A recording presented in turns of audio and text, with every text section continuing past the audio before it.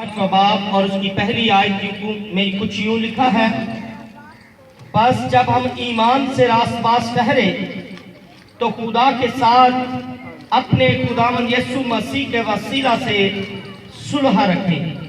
खुदा का बंदा दाऊद अपने ज़बूरों में फरमाता है कि कामिल आदमी पर निगाह कर और रास्तबाज को देख, क्योंकि सुलह दोस्त आदमी के लिए अजर है। आमीन। बैठिए प्लीज।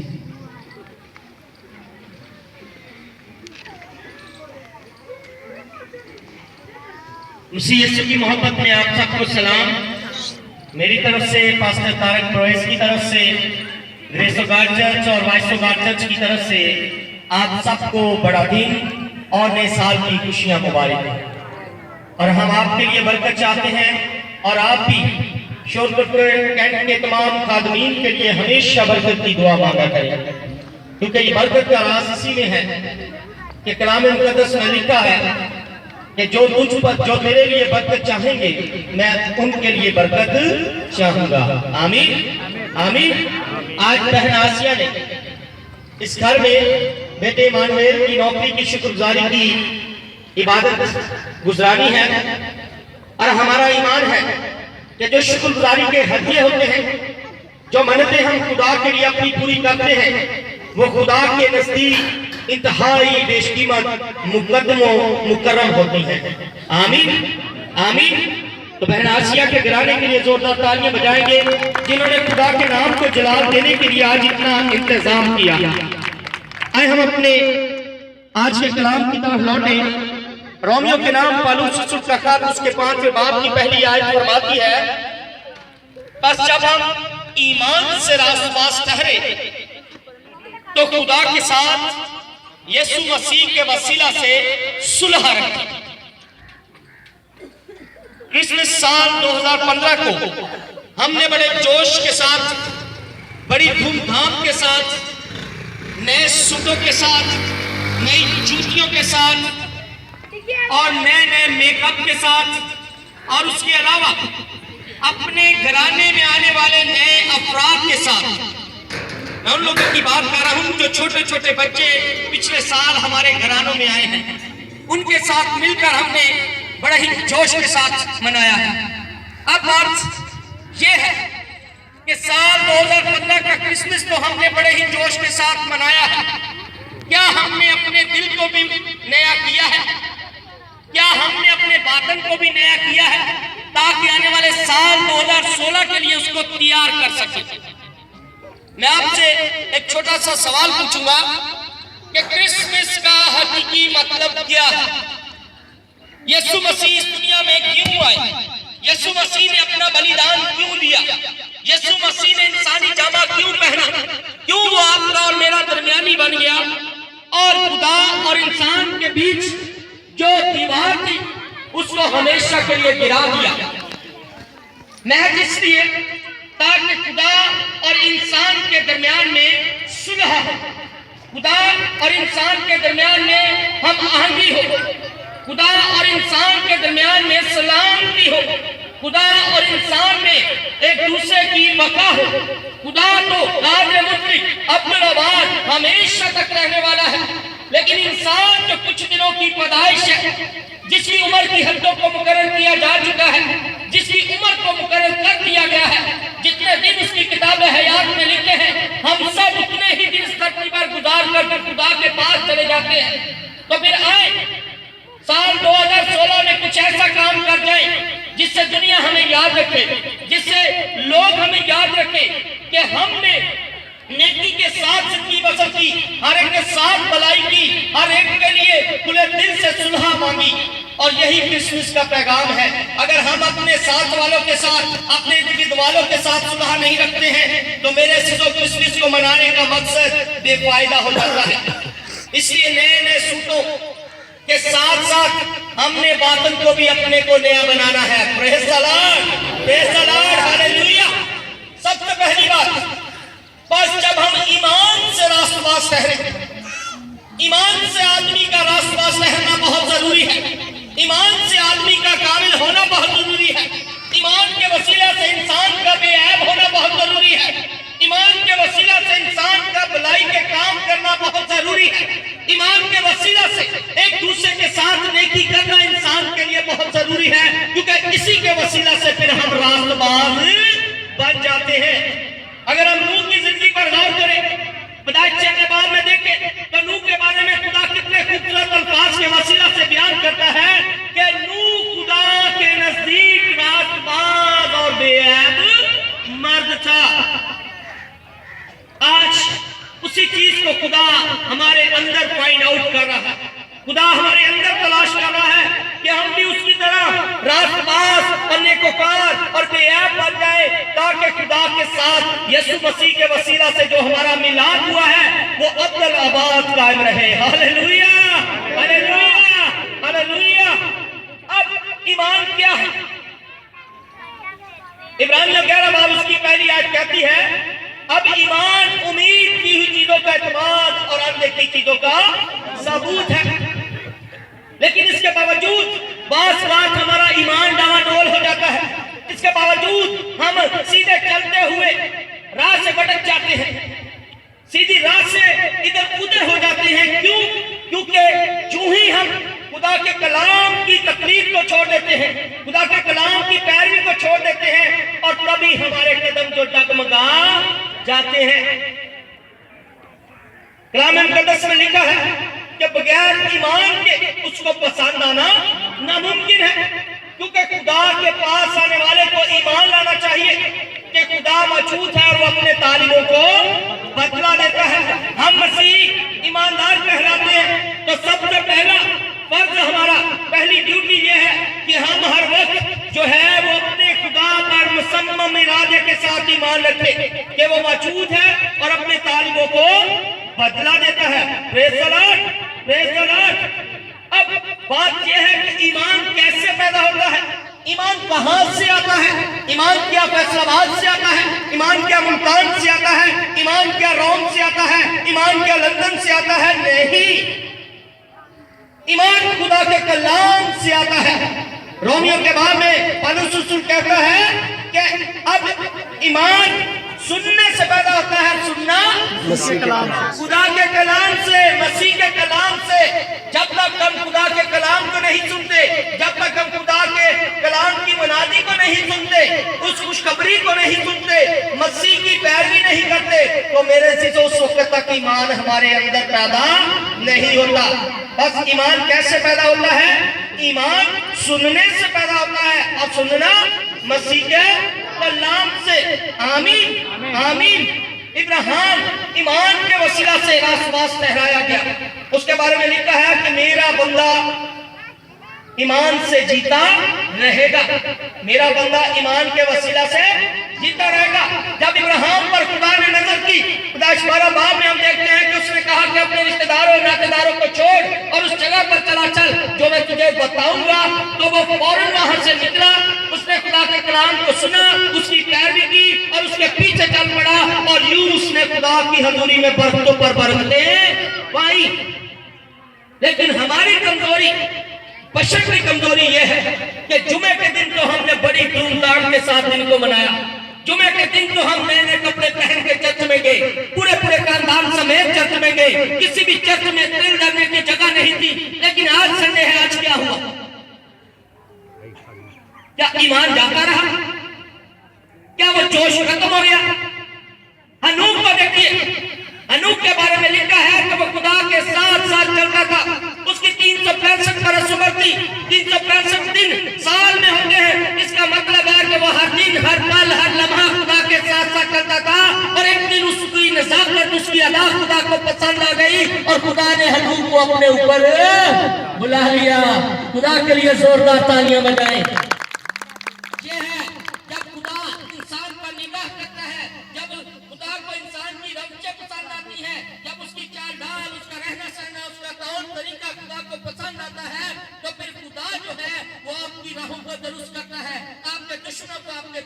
देता है और आपको बरकतों पर बरकतें देता है।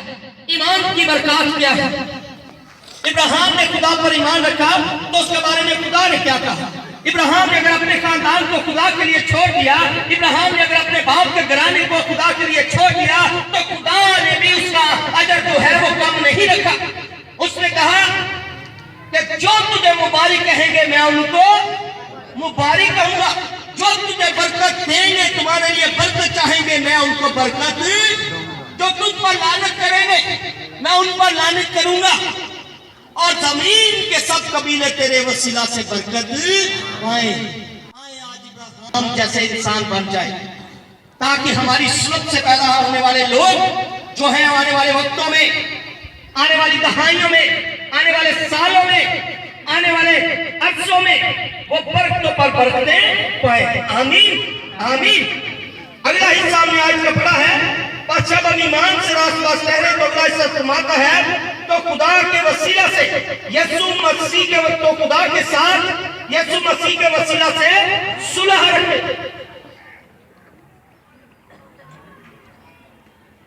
तो खुदा के साथ यीशु मसीह के वसीला से सुलह रखे।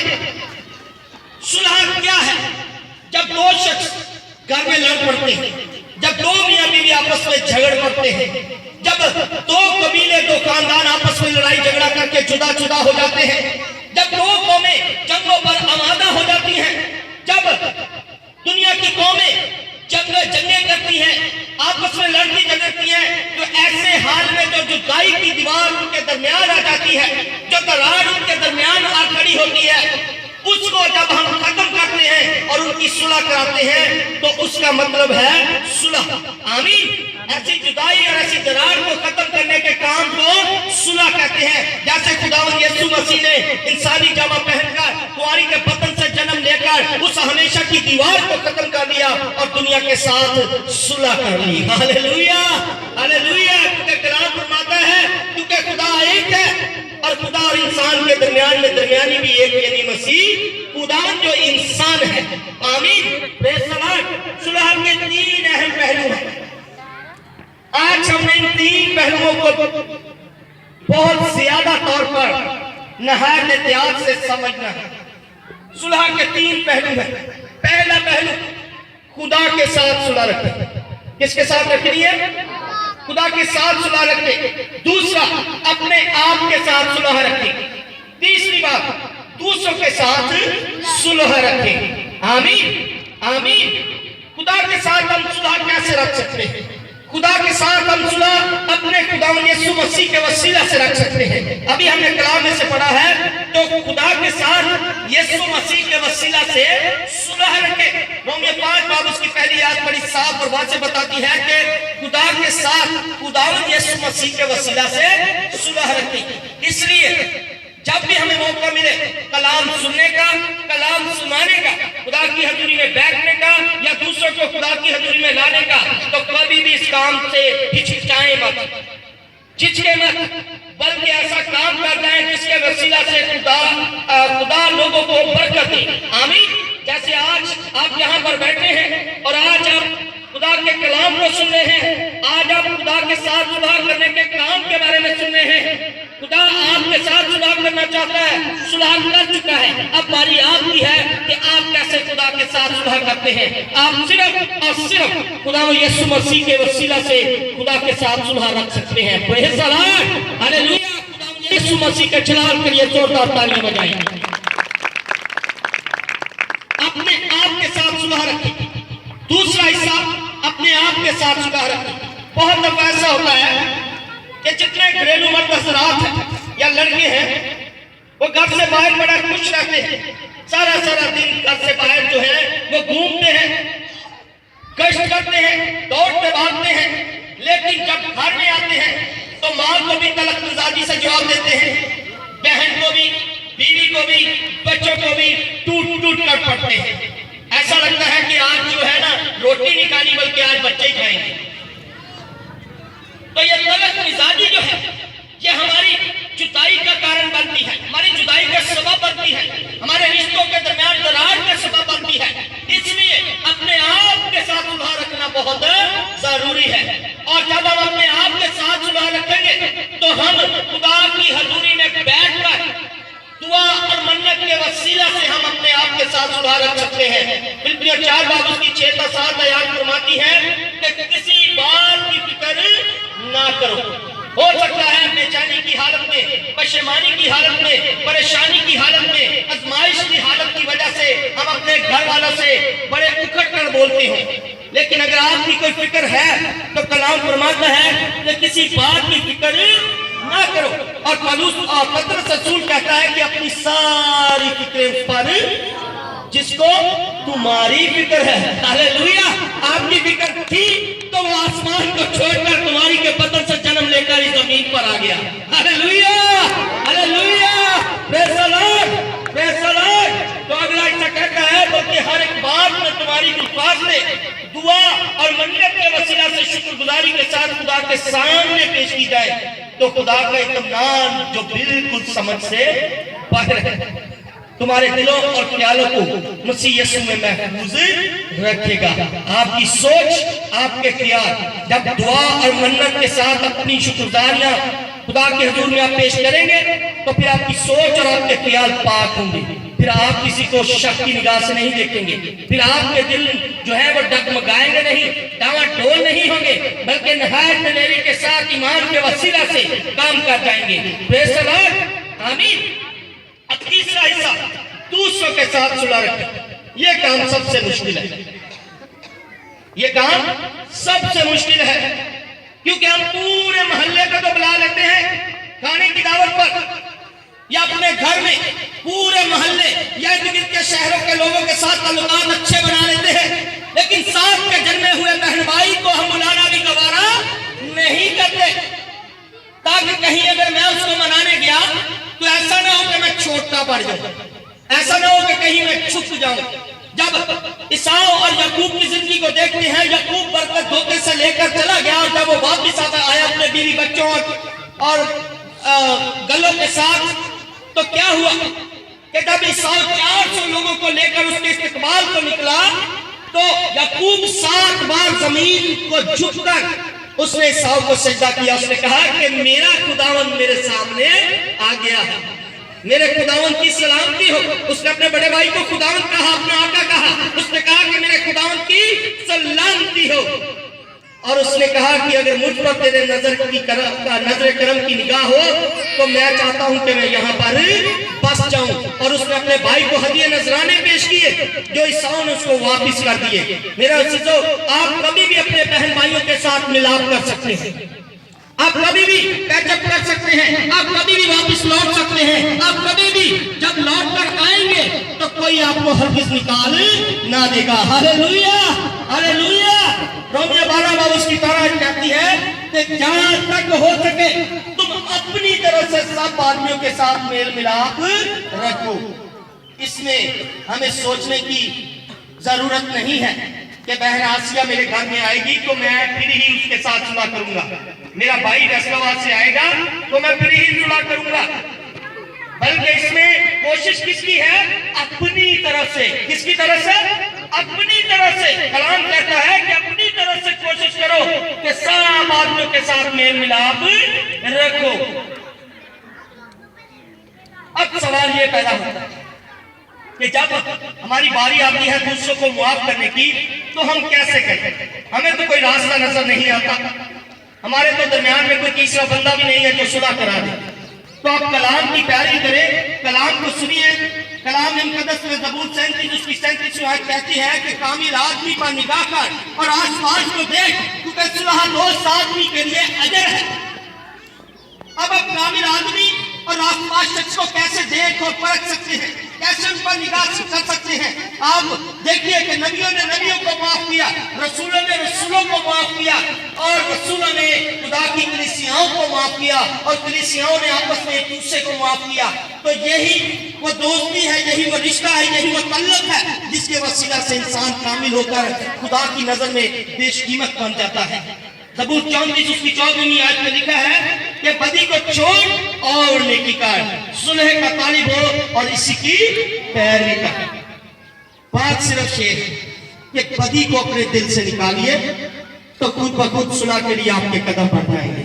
हालेलुया। दाऊद कहता है कि अगर मैं बदी को अपने दिल में रखता तो खुदा तू मेरी ना सुनता। अगर आप बदी को अपने दिल से निकालेंगे, दूसरे के बारे में बुरे ख्यालात को अपने दिल से निकालेंगे, दूसरों की आपजोई को अपने बातिल से निकालकर फेंक देंगे, तो मेरे से तो खुदा न सिर्फ आपकी सुनेगा बल्कि आपकी दुआओं को भी खुदा के तख्त के पास वो ले जाएगा अपने पाक के वसीला से। आमीन। खुदावंद आपको बरकत दे। और आपके लिए मेरी ये दुआ है, हम सब के लिए, कि हम बदी को अपने दिल से निकालें और नेकी करें और सुलह के तारीफ हो और इसी की पैरवी करें। Praise the Lord. अपनी आंखों को बंद करेंगे और सर को झुकाएंगे।